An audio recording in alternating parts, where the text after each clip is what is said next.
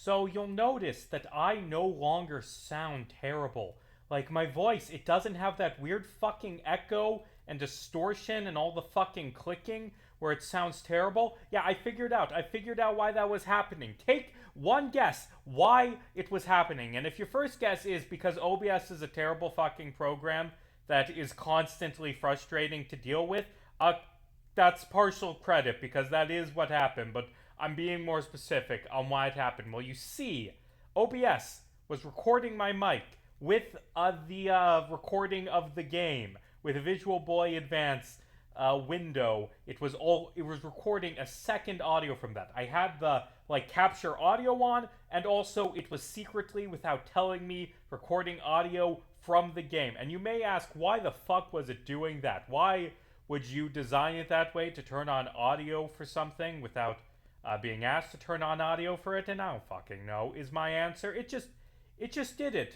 for some fucking reason. And that's cool. I love when that happens. A Shedinja, that's interesting. But this is randomized, so like I might, like last time I had a Shedinja and a randomized thing, I just immediately ran into a fucking like I mean this was just a few parts ago that I ran into Infinity Heart is your name. I don't even remember what it was, but I attacked something that shouldn't have been able to hurt Shedinja, but it had. It had I can't fucking think right now. It had Flame Body and killed it because it got burned, and I couldn't have known that. So I don't think Shedinja is actually that broken. Do we have like we don't have any heart symbols or even um, things I could use as a heart. So instead, I'm just gonna do a 3. Yeah, you're just going to pretend that that's a 3. Stories can be told, they can be changed. Gerson Bloom, that's cool and tangentially related to what that video was about, but also not really, because, like, in that he's talking about, like, destiny and a prophecy. Actually, you know what? You know what's a very good work of art that has this theme that Gerson would like, that stories can be changed and become something different, that you can change a prophecy and don't have to go through what you've been told to do. You know who said that very eloquently? Who, yeah, they give you Wonder Guard just because otherwise you'd suck. You know what is about that and like that? That's Homestuck. That's the plot of the comic Homestuck. That's the ending of Homestuck. And like everything, Toby Fox did it better, and Ty Rogue. Do I want to train up a Ty Rogue? I kind of want to train up a Ty Rogue. We're going to get big variance in how good this thing is depending on, what it evolves into, which I have no control over, but I would like a Ty Rogue. I've never used a Ty Rogue before. Yeah, and this is a comment on the epilogues video. Find it hilarious. I commented on it. Yeah. You said other things. Basically, both Candy and Meat are non-canon because the canon ending was never getting the Candy Meat choices, and the Cowborn dying to a Doom timeline would be fitting. I don't know if I agree with that. Like, it'd be fitting, but I don't know if that's really what happens. In fact, judging by the videos around money, to help explain, imagine Two-Face flips his coin. By Two-Face, do you mean Terezi Pyrope, who canonically, within the story of Homestuck, Daredevil and Two-Face are a parody of her. Two sides can meet. However, what if the coin lands on the edge and stayed that way? That would be like if John ate both some candy and meat, a different ending, but basically irrelevant for my point because, yeah. Haven't seen real evidence. Then the thing is, there's another ending. We'll have to stop the coin from landing or even being tossed. That would be totally ignoring the validity and result of the coin, something Batman has done multiple times. The true canon ending is the same. Instead of meat and candy, Calliope never made John's shoes. One thing people forget about is how alternate timelines were always a thing in Homestuck. That's what the scratch is for. The creation of an alternate timeline in hope of success. They were never only doomed or alpha, which I personally find cool. I don't know how accurate all of that is, but you have some points. It is. I don't know what I'm going to say. Ew, inner focus, that's lame. but you're still going to be ground up because I need someone to fight alongside my spiel. But yeah, I do kind of get what you're saying. I don't. Honestly, the better uh, comparison would be the actual coin flip scene in Homestuck. Or maybe not. I don't fucking know.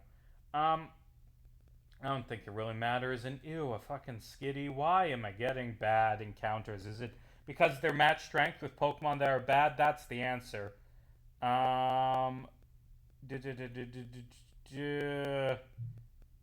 Okay, here's a comment from someone calling themselves the legal system. This skitty is going to be called the legal system. Making racist characters of the people we are genociding is satire to the average American. Yes, that is, yes, the legal system. That's my fucking problem with Team America World Police, which is what you're commenting on. It's like it's a satire, but the satire is like, you know how we how so much American media is like Muslims are the subhumans that should be exterminated. Well, what if we did that completely genuinely without really any comment? What if we just in our movie satirizing American culture just did fucking government propaganda, just racist ass stuff about why the invasion of Iraq is completely morally justified because, he's hiding the nukes. In this movie, we're saying that the UN inspectors are stupid. We're going to make fun of them and give them a stupid voice because they didn't want to invade the US to invade Iraq. They said that Bush was lying and Bush would never do that. I fucking hate that. I despise that movie. I think it's the worst fucking. I hate Team America World Police. It's one of the. I can rant about that movie forever. I should check. Did Skitty get good ability? Swift swim? No. Yeah, I hate Team America World Police, which is why I made a video on it. And speaking of making long-ass videos and stuff, still working on my Epstein videos. I got the first one written, and it will be made, and it'll be good. I think it turned out good. I've moved on to starting the second one, and oh right, this is dark, and this is very dark, what I'm writing now is the start of the second one, which is just recapping the actual specific crimes of Jeffrey Epstein, because that's important to be specific of and that people understand, but it is just heartbreaking, reading the testimony and interviews with the victims. But I do think it's important to, the thing about Epstein, and this is a big point in that video, is that people don't really understand the case and don't understand what happened to most of the girls. Because the most common story, Epstein's MO that repeated again and again, is that he would find a girl, usually from a poor family, usually like a runaway or facing homelessness, and say, hey, I'll give you $300 if you give me a massage, and then he would rape them. And it was horrible. It is monstrous. And he did this again and again, dozens, maybe hundreds of times. But that's not what no one ever talks about. That was Epstein's MO. They focus on the lurid details, he had a plane in an island and was friends with presidents. What a interesting movie villain that was just unlike anything. So much focus on the Epstein case is on how interesting and unique and unlike anything else Epstein was. And there are parts of the Epstein case that are exceptional. Most notably, I would argue, just is the scale, is the real difference from other criminals. But people don't focus on how boring, mundane, and just sickening the actual fucking crimes is. It's luring girls in by offering them things, whether it's help with a career or just money to put food on the table, and then taking advantage of them. And this repeated again and again and again, and it was horrible.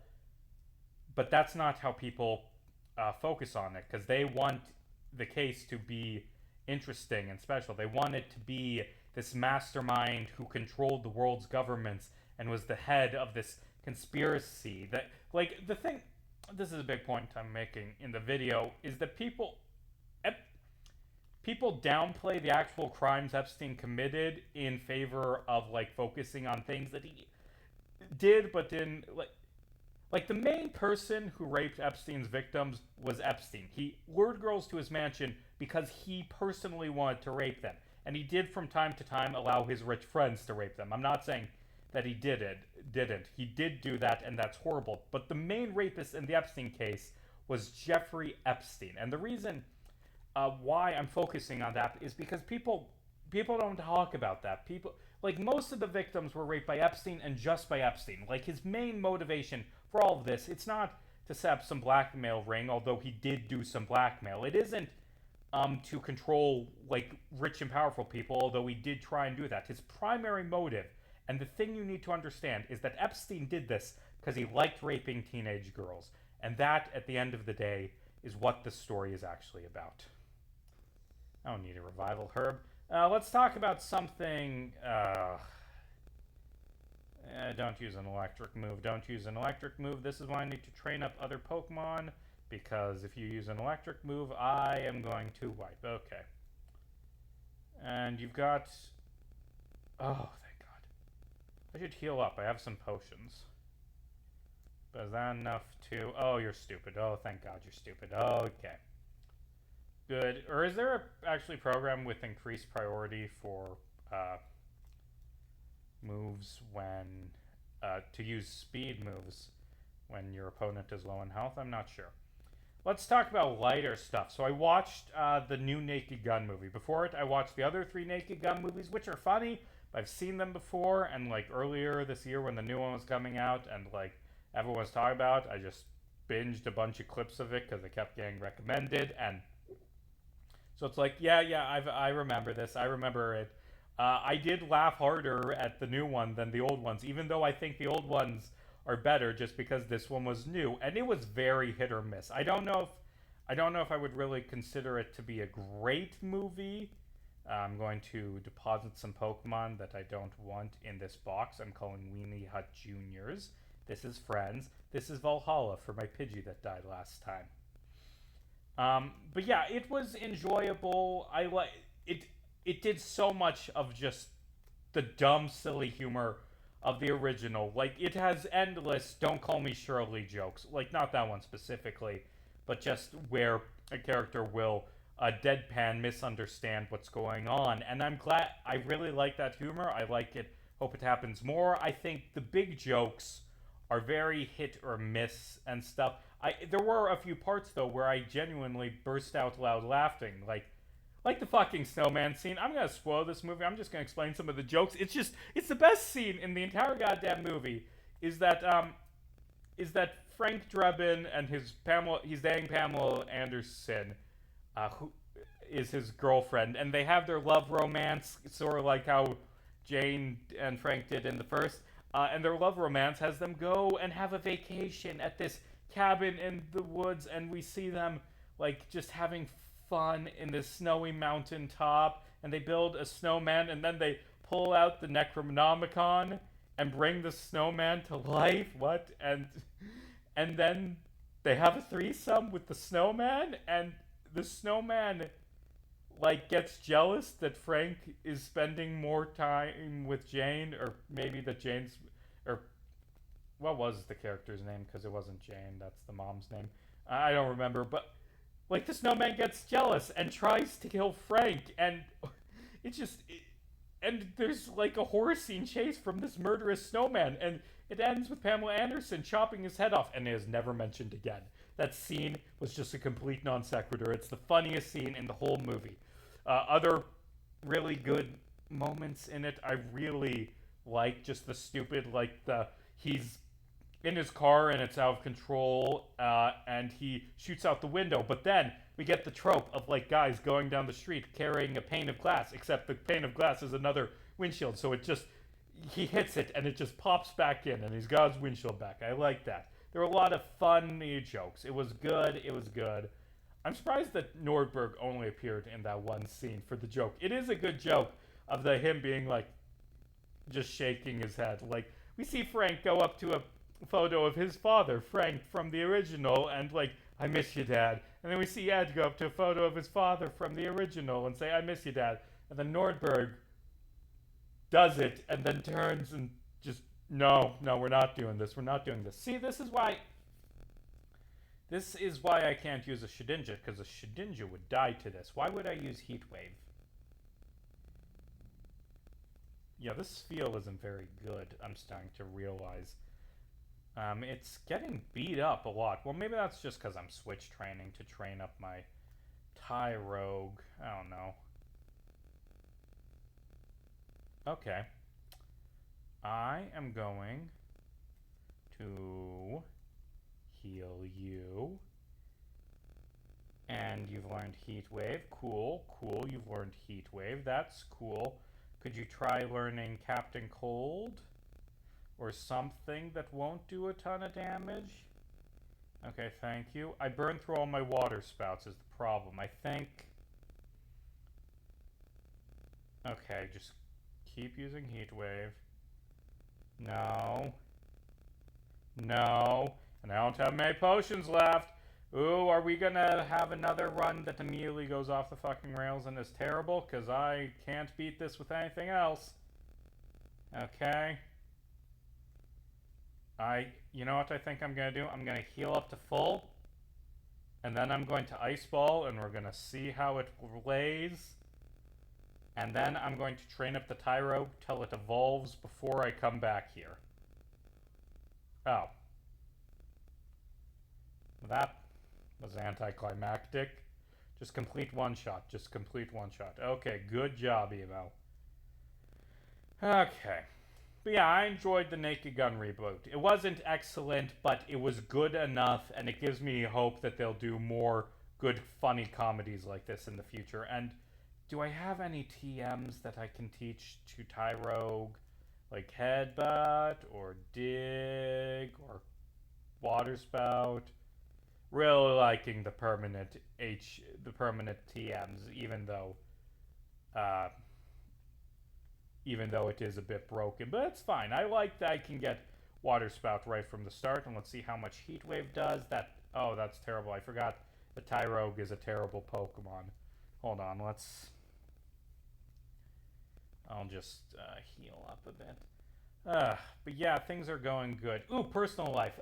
Here's a thing that's going on that is just a thing that happened to me last night. So, one of the cities that's in my beat, I cover a bunch of small towns. That's what my job as a journalist is. One of those small towns that I cover is having their 150th anniversary this year. The town was established in 1875, and during the town's 100th anniversary in 1975, they buried a time capsule. And it's 50 years later, and there's only one person who buried the time capsule who isn't dead.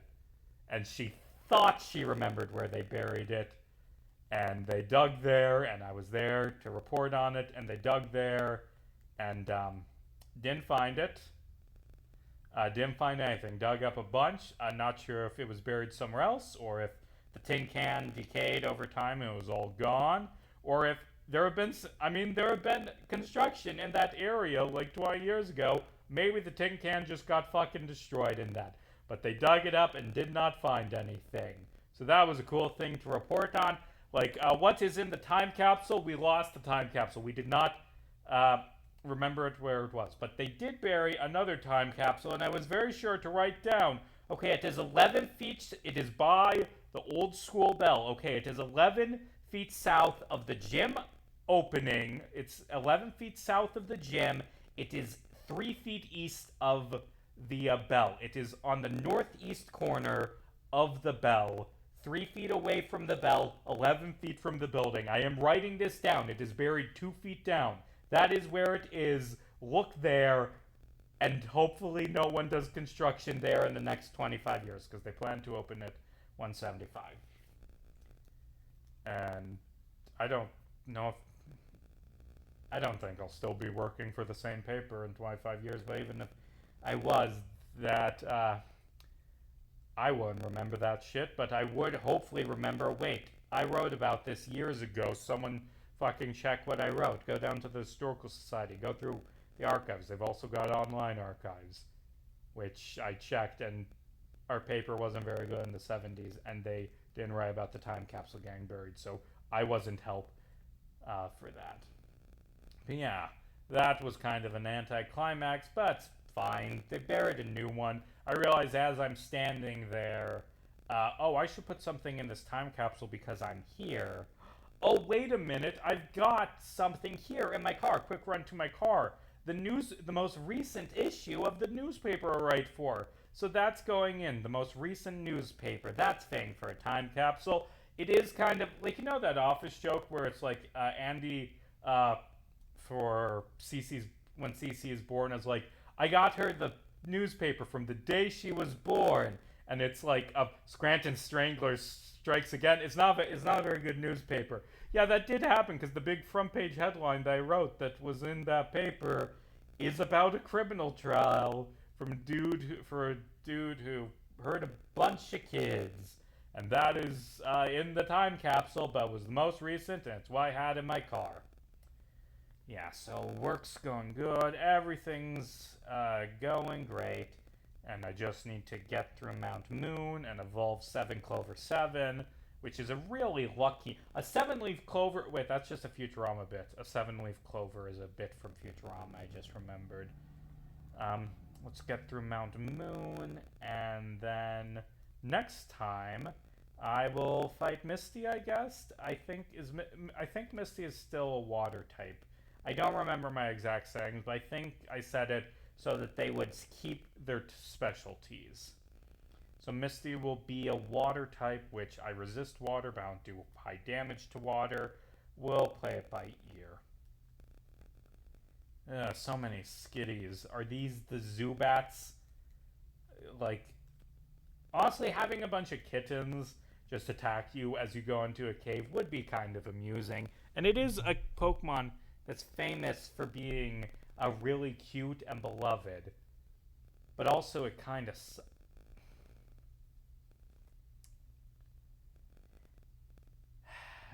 so are you aware of the term shaggy dog story? It's when a story just kind of happens and like nothing ends up having mattered, like when you spend a whole episode training up a Pokemon and then you immediately lose it to a critical hit, and you may be saying, hey, that wasn't a critical hit, you lost that genuinely, and to that I say, shut the fuck up. The point is this whole episode's been a fucking shaggy dog story. Let's get out of here, and then let's go heal up our Pokemon. Yay. That just took the wind out of my sails. Oh, by the way, I started watching. I only watched the pilot. They made a sequel to The Office called The Paper, and like I watched the first episode. It wasn't very funny, but I like it because I'm biased because I'm a journalist, and it's all about like the importance of journalism and like running a paper, and like I very much related to this episode because like, oh yeah, that is how newspapers work in ways I've never seen before, like oh, grabbing stories from the AP for filler. That's part of my job. Never seen that before. I really enjoyed it. Dome for Democracy, getting Dome. I really enjoyed the pilot. I think I'm gonna like the show just because it feels so realistic to me, and I like the ethos of the show. No, I'm gonna read this out loud. A hit of roaring ferocity, packed with destructive power. When the chips are down, tackle is the ultimate attack. You agree, yes? Who learns tackle? Yay. Hit him. Okay, where we get Psybeam. Psybeam is actually useful. Psybeam. Do I want Psybeam on my starter? Or should I come back for it later? I'm going to come back for it later. But thanks for the offer. But yeah, ooh, Rock Blast, Rock Blast. Can anyone learn Rock Blast? No. But we're in Cerulean, and we'll deal with Cerulean City next time. Should have ended it when I said that. I was waiting to do like an end capper bit, but I couldn't think of it.